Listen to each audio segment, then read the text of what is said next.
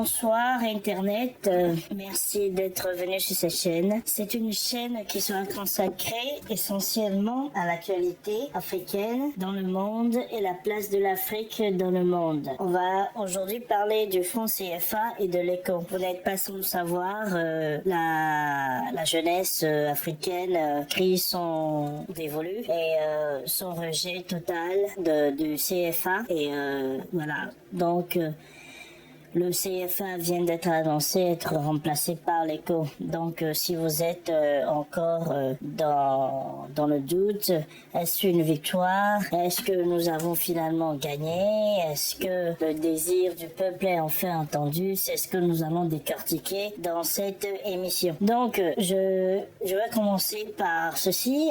Loin d'être un historien, il me revient quand même de faire, de prendre le temps de se souvenir de là où d'où on vient, car effectivement, lorsqu'on ne sait pas d'où on vient, peut être difficile, voire impossible de savoir exactement où aller et éviter de prendre le risque de faire de tourner en rond. Donc voilà. Donc quand on parle du CFA, essentiellement on parle du passé colonialiste de la France en Afrique. Oui. Et ce qu'il faut remarquer et souligner ici, c'est que même si presque toute l'Afrique a été colonisée par l'Europe, et quand je dis Europe, c'est essentiellement la France, l'Angleterre, l'Italie, l'Espagne, l'Allemagne, la Belgique. Seule la France continue encore aujourd'hui de maintenir ses anciennes colonies et de main ferme. En effet, si depuis les années 60, les pays qui ont été colonisés ont obtenu leur indépendance, pour le colonisateur, lui, il était passé plutôt d'une politique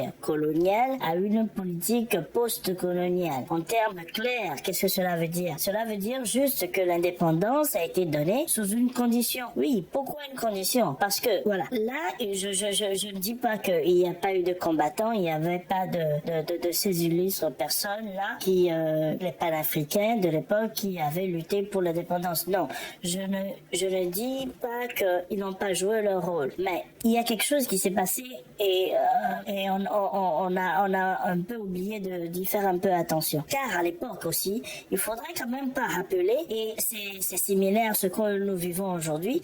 Voilà. Donc à l'époque, déjà, avoir une colonie était un peu mal vu. Faudrait pas oublier que le blanc se prend toujours pour une race supérieure avec une démocratie affirmée, et voilà. Donc on peut plus continuer à traîner derrière soi des colonies et se représenter en maître. Donc cette réalité doit changer. Et parce que cette réalité doit changer, on nous a offert l'indépendance. Parce que, rappelez-vous quand même, lorsque tu essaies de t'échapper comme un esclave, ce n'est pas l'esclavagiste lui-même qui vient te dire, bon voilà, je te libère. Si toi tu ne sais pas toi-même de t'évader d'abord, ce sera difficile. Mais bon, alors que dans ce cas-là, ça s'est fait. Maintenant, essayons d'analyser ce qui s'est passé en fait. Donc, après que les indépendances ont été proclamées, on a vu que certains pays ont voulu justement prendre cette opportunité pour vraiment donner un nouveau départ à leur pays. Mais rapidement, qu'est-ce qui s'est passé? On les a dégommés un à un. Et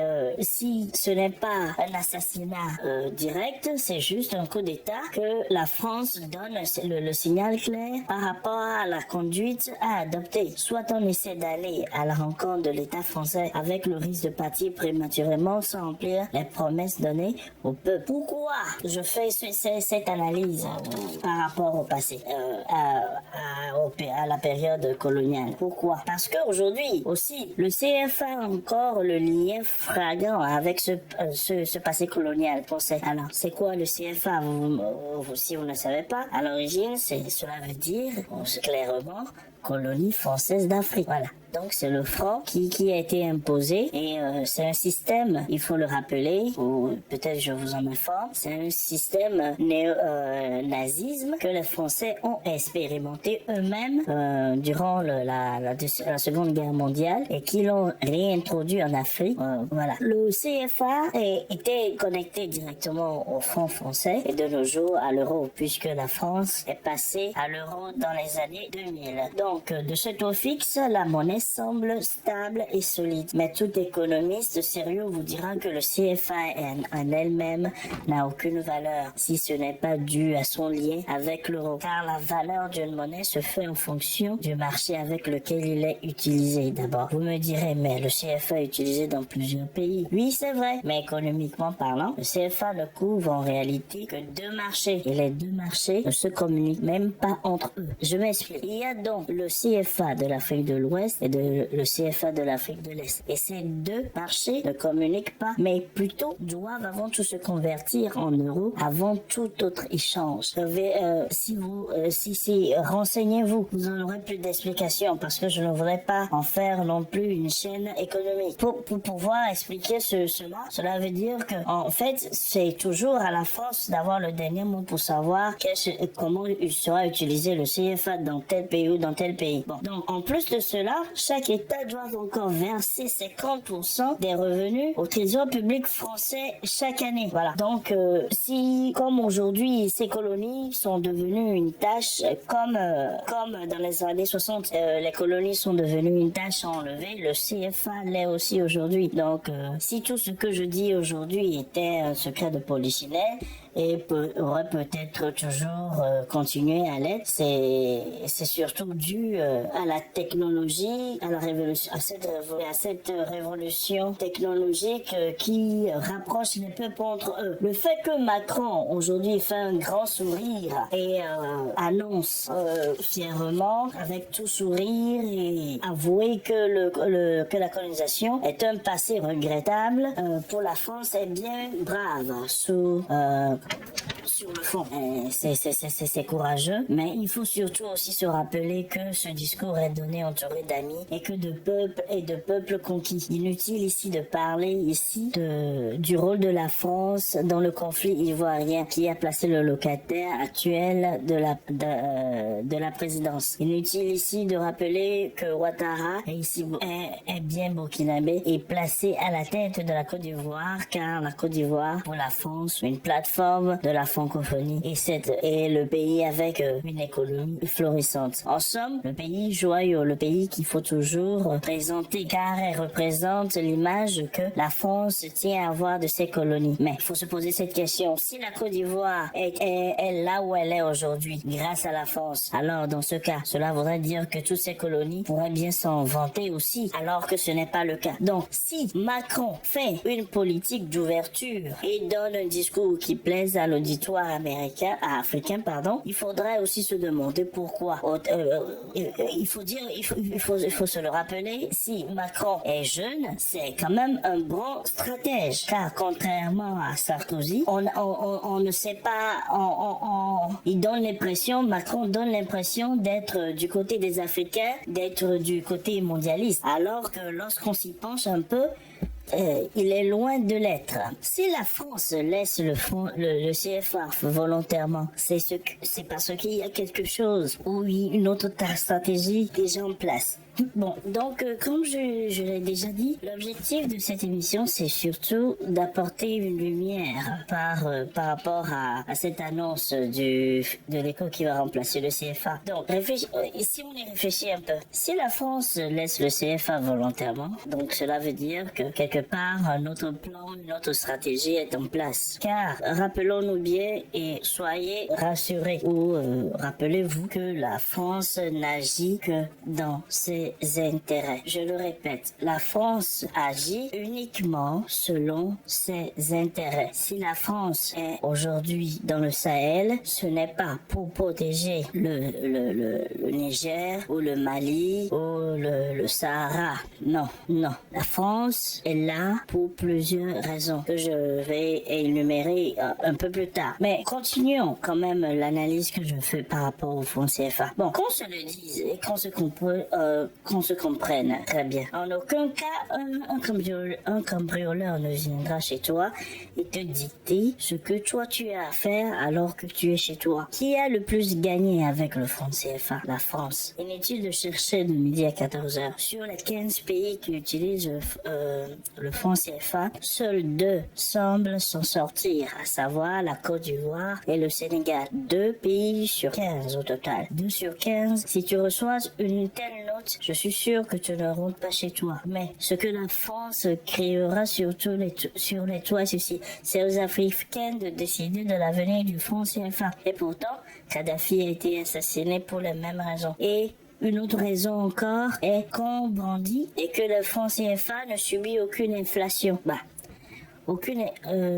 Voilà, l'inflation, selon ses propos, apparaît comme comment est-ce que je pourrais il apparaît comme un cancer, alors que je suis sûr le dollar subit des inflations, l'euro subit des inflations, le yen subit des inflations, oui, mais jamais ces pays n'ont laissé tomber leur monnaie. Mais qu'est-ce qui se fait? C'est justement apprendre à mieux gérer leur monnaie, à mieux gérer leurs finances. Voilà, c'est ce qui est fait dans les autres pays. L'inflation n'est pas quelque chose qu'on peut éliminer, qu'on doit éliminer, mais quelque chose justement qui est naturel, mais avec lequel on doit apprendre à s'en protéger. Or, si justement on nous offre une monnaie qui ne subit aucune inflation, qu'est-ce que cela veut dire? Cela veut dire que quelque part on nous prive d'une connaissance. Soit ne pas avoir une inflation, c'est une bonne chose. Pourquoi eux ne se l'imposent pas alors? Pourquoi leur monnaie n'est pas rattachée de façon fixe à une autre? Voilà, ce sont les questions qu'il faut se poser. C'est un peu comme si on doit donner l'analogie, c'est un peu comme tu trouves un voleur chez toi et qui calmement te dit que tu ne sais pas combien je viens de te faire économiser en électricité parce que il vient justement de voler ton frigo. C'est à ce point la France nous prend pour des imbéciles avec justement des poulains que je nomme et qui sont clairement des vendus. Quels sont les intérêts de la France alors? Et pourquoi Macron cherche-t-il à donner un visage frais de la France? Je n'ai pas toutes les réponses, mais je sais que au-delà des puits pétroliers et ressources minières, la France a besoin de s'établir afin de limiter la présence d'autres puissances en Afrique. Des puissances comme la Chine, la Russie et les États-Unis. Oui, parce que la France a un passé colonialiste, il se voit décrié et rejeté par la population, par justement cette même politique. Quand on parle du CFA qui ne subit pas d'inflation, on oublie volontairement de dire que le franc CFA peut subir une dévaluation arbitraire. Et cette dévaluation parce que justement il n'y a eu c'est passé que 2 fois. Bon, on oublie facilement de le rappeler. Oui, le franc CFA a été dévalué 2 fois déjà. Je vais laisser ça là, mais ce dont il faut se rappeler, c'est cela. La France veut être sur le terrain africain. Ce n'est pas. D'ailleurs, posez-vous la question, pourquoi lorsqu'il vient chasser les djihadistes, je ne sais pas quoi, ils s'établissent. D'ailleurs, pourquoi est-ce que l'armée doit venir en Afrique pour chasser l'envahisseur? C'est un principe qui n'a pas de sens. Ça ne se passe nulle part ailleurs lorsque le terrorisme ou le terrorisme touche. Si vraiment terroriste il y a, parce qu'il faut se poser la question aussi, qui arme ces gens-là? Quelles sont les entreprises qui arment ces gens-là? Voilà, c'est une question qu'on ne se pose pas souvent. L'Afrique ne vend pas d'armes, et c'est surtout pour se poser des questions, de réfléchir, pour savoir que ce qu'on nous donne par les informations, et il faudrait quand même prendre le temps de réfléchir aussi. Voilà. Donc, lorsque la présence militaire en Afrique vient pour une opération et que, au lieu de cela, traîne sans donner un résultat, on peut facilement savoir pourquoi. Si le franc CFA doit disparaître, il appartient d'abord aux chefs d'État africains d'en faire la demande. Il appartient aussi à ces chefs-là de chercher à faire partie de l'éco-car. Cela doit rester un choix quand on est indépendant. Voilà. Nous sommes toujours à l'époque coloniale. Si les décisions nous concernant doivent être forgées par la France pour que nous la vivions, ce sont des méthodes coloniales. Et c'est justement ce que Macron incarne. Ce sont des idées coloniales. Je parlais du terrorisme tout à l'heure. Lorsqu'il y a une attaque terroriste aux États-Unis, on ne demande pas à la France de venir s'installer dans le pays. Lorsqu'il y a un attentat terroriste en France ou en Belgique ou ou en Grande-Bretagne, on ne demande pas à l'Amérique ou à la Chine ou à la Russie d'emmener son armée voir ce qui se passe. Non. Si il y a coopération, la coopération peut se faire de façon logistique, mais pas une coopération dans le sens que c'est une présence militaire. S'il y a présence militaire, une présence militaire qui persiste, c'est qu'il y a un désir de demeurer sur le terrain. Voilà. Ce sont des idées colonialistes, encore une fois. Ce sont les méthodes d'autres siècles. Mais les fils et filles d'Afrique se réveillent et refusent un deal dans lequel on ne leur demande même pas leur avis. Par rapport au CFA et l'ECO, encore une fois, cela appartient encore à nous de décider ou non on doit avoir un taux fixe avec l'euro. Et pourtant, quand on y réfléchit, le franc CFA a juste changé de nom. Mais ce n'est pas ce qu'on réclame. Le franc CFA doit avoir son propre taux flexible en fonction du marché. Et encore une fois, si le Royaume-Uni a choisi de quitter le Brexit, car les conditions pour y faire partie ne fait pas ses intérêts, c'est ce que cela veut dire être libre. En résumé, c'est simple. Si le cas de l'ECO veut dire que les Africains ont finalement une indépendance sur leur monnaie, il y a 3 choses qui doivent être faites. 1. Donner d'abord la possibilité à chaque pays de décider de faire partie de cet éco-là. Ça, c'est le premier choix. 2. Que l'éco doit avoir un taux flexible avec une autre monnaie, avec l'euro. Dans ce cas-ci, un taux flexible. Et 3, c'est à nous de déclarer que oui, nous nous sommes entendus et que nous avons une nouvelle monnaie que nous voulons mettre sur le marché. Et non, un grand colonialiste venir en Côte d'Ivoire et faire un discours comme quoi l'éco va remplacer le CFA et que Ouattara pourra être celui qui va faire naître cela. Ce n'est pas ce que nous demandons et ce n'est pas ce que c'est que l'Afrique libre. Ces méthodes ont longuement duré. Par ma petite voix, je jette ma pierre à l'édifice qui se crée pour cette nouvelle jeunesse africaine qui se lève et qui comprend. La Franc-Afrique, je dis non. L'Afrique libre, elle peut exister. L'Afrique indépendance, elle peut exister. L'Afrique noire et réfléchie, elle peut exister. Je veux vivre, je veux exister. Je ne veux pas dépendre de la France. Je ne veux pas dépendre de l'Europe. Je veux dépendre de moi-même et de mes frères. Merci. Je vais essayer d'être plus régulier en fonction des événements qui vont s'annoncer. Merci d'avoir pris le temps de venir sur cette chaîne. Bonne année encore une fois. En 2020, c'est l'année d'une Afrique nouvelle. Merci et passez une bonne journée. Oui, ensemble, nous vaincrons. C'est ensemble que ce combat doit se mener. Abonnez-vous, abonnez-vous, abonnez-vous.